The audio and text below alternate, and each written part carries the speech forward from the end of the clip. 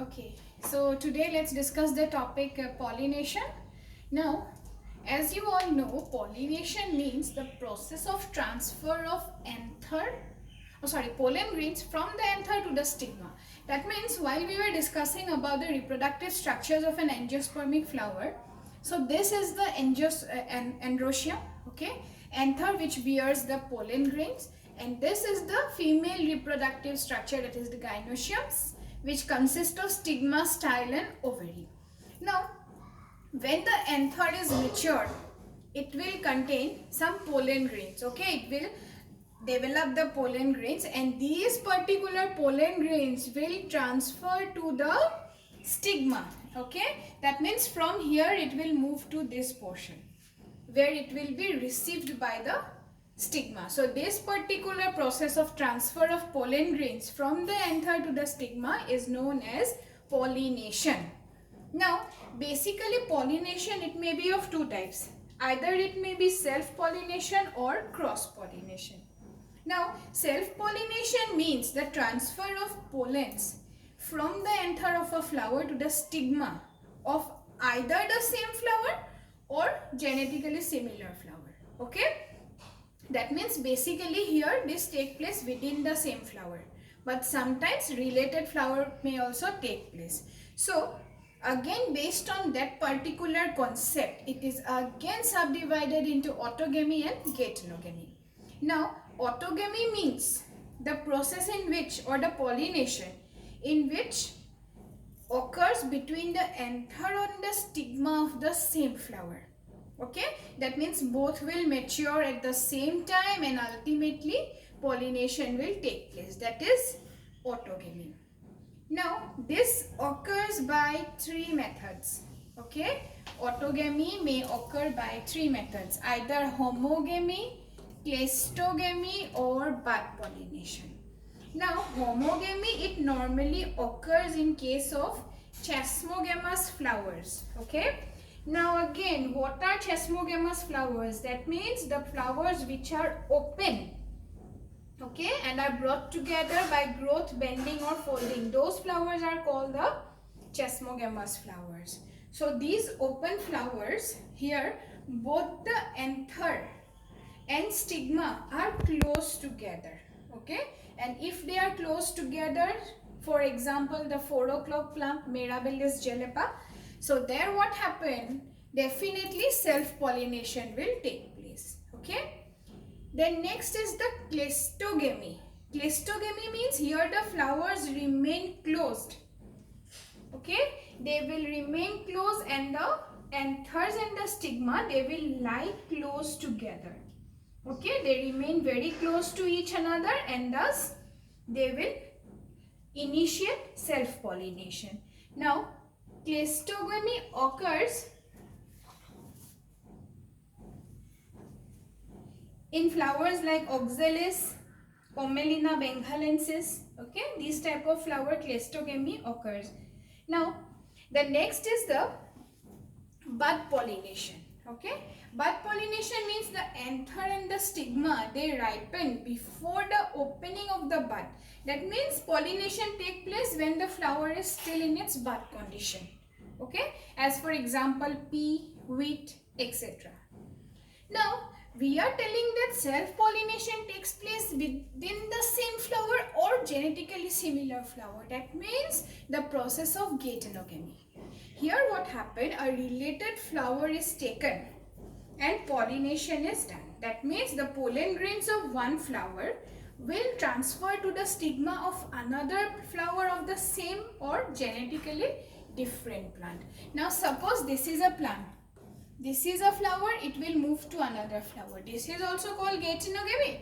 Or suppose a related flower, this is also called geitonogamy, okay. Now this, for example cucurbita, in case of cucurbita we see geitonogamy. Now next is the cross pollination part. Cross pollination, that means the transfer of pollen grains from the anther of one flower to the stigma of a genetically different flower. That means they are completely different. And if these are different, genetically different flowers, so definitely what happened, we will require a agent, okay, for pollination. An agent is required. It may be biotic or abiotic factor which will help in causing pollination.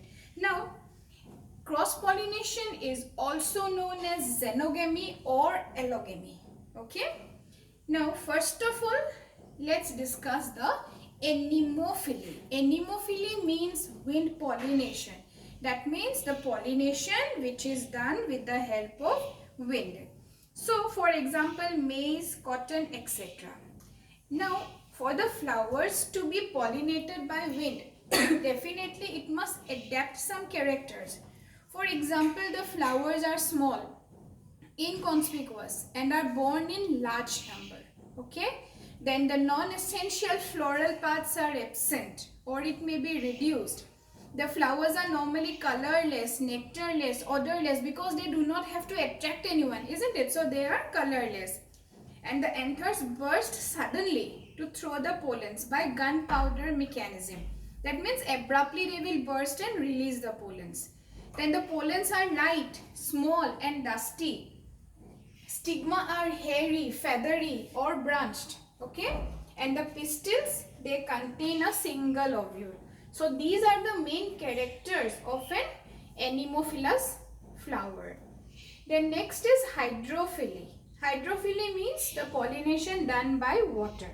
As for example, Vallisneria. Okay? Now, the flowers here are small, inconspicuous and light. The perianth is unweightable. Flowers are odorless and nectarless. Then the pollens are light and are surrounded by mucilage covering, for which they will be unweightable. That means they do not get wet due to the presence of water. The stigma are long and sticky and unweightable. Okay, so these are the characters for hydrophily. Then next is entomophily. Entomophily, this is an important topic. Okay, entomophilous flowers, that means the flowers which are pollinated by insect like bees, wasp, etc. As for example, mimosa, jasmine. Okay. Now, the characters for entomophilous flowers, that means the flowers are showy. They are bright colored, okay, and are generally, they are larger in size. The flowers have sweet nectar in order to attract the insects.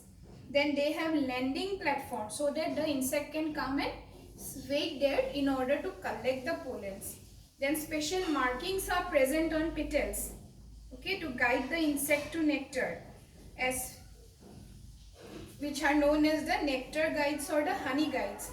Then the pollen grains are covered by yellow sticky substances, which is known as the pollen kit. Okay, and they are spiny and heavy. Now usually the stamens which are inserted, except when they are specialized for attracting insects, and the stigma are also inserted and sticky. Okay, all these characters will help to attract the insect and undergo insect pollination or entomophily. Then next is the zoophily. Zoophily means the pollination which is done by animals. As for example, Lamiaceae. Lamiaceae means tulsi plant, all you have seen. The Ocimum sanctum, which is a Lamiaceae flower. So in that type of flowers, what happens? Normally zoophily takes place. Next is ornithophily. Ornithophily means bird pollination. So here birds will come and carry the pollens to the stigma of a unrelated flower. As for example, hummingbirds, sunbirds, they have long beaks, so they help in taking the pollens. Here the flowers secrete abundant watery nectar, okay, and have edible parts which the birds will take. Then they are bright in color to attract the birds, and the floral parts are leathery and odorless. Then next is the chirapterophily. Chirapterophily, that means bat pollination. Okay, as for example, Anthocephalus. Here the flowers are short and large sized. They are dull colored with strong fruity odor. That means the bat will be attracted due to that odor. Then flowers secrete abundant dilute nectar, and the stamens are numerous with large number of pollens. Okay. The next one is the malacophily. Malacophily means snail pollination. This is done by the snails, as for example snake plant. And last one is the anthrophily, that is the pollination which is done by human beings, that is artificial pollination, as for example date palm. Okay, so these are all the different types of pollinating agents and different type of pollinations. So while we are discussing about the sexual reproduction process, so we have already came across the terms how male gametes are formed, how female gametes are formed. Now they have to meet together, they have to be close together for fertilization, fusion. So for that particular process, pollination is a very important phenomenon. This will only initiate them to come close together and ultimately lead to fertilization. Okay, so hope this video is clear to you. Go through it properly. If you have any problem, then do consult.